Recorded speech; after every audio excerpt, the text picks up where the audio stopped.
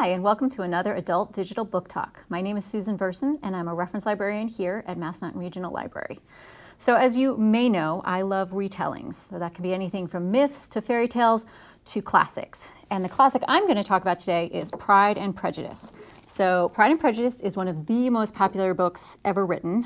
It consistently shows up in the top 10 of most influential or most read books.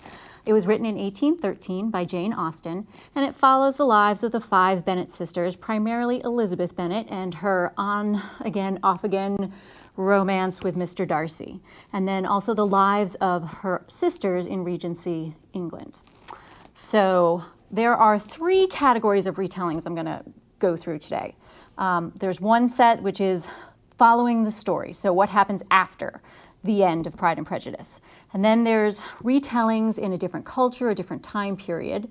And then there's also a category of books that follow lesser known characters.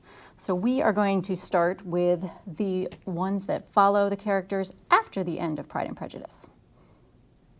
Okay, so the first category is the continuation of the story, and the example I have today is Death Comes to Pemberley by P.D. James. It was published in 2011. P.D. James, you may recognize the author's title. She does a lot of mysteries. But Death Comes to Pemberley picks up 6 years after Elizabeth and Mr. Darcy have married. They have 2 children, and they're getting ready to do their annual ball. And unfortunately, Elizabeth's younger sister, Lydia, shows up in a frantic mess because she thinks her husband Wickham is dead. So the party goes out into the woods, tries to find out what's happened. Wickham is actually alive, but he's sitting over a corpse. And so the rest of the book is the mystery of what actually happened. Did Wickham commit murder? Who actually did if it wasn't him? And contrary to what you might believe, Darcy does not believe that Wickham killed this man who is found on their property. So the mystery is who actually committed the murder and how they solve it. So Death Comes to Pemberley. The second category is retellings in a different time and or country or culture. And the example for this one is called Aisha at Last by Uzma Jalaluddin, and it was published in 2019.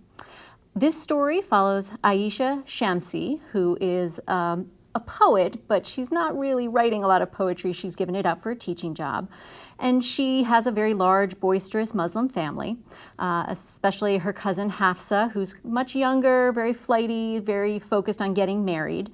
And Aisha is trying to help her, but she's not really excited about the whole arranged marriage concept. And then she meets Khalid, who is a smart and handsome young man. But he's very conservative, and he seems pretty judgmental to Aisha. And so the book follows how these two interact with each other and how they come to recognize each other's strengths and weaknesses and eventually perhaps fall in love. So if you want to find out how Aisha handles all of that, Aisha at Last.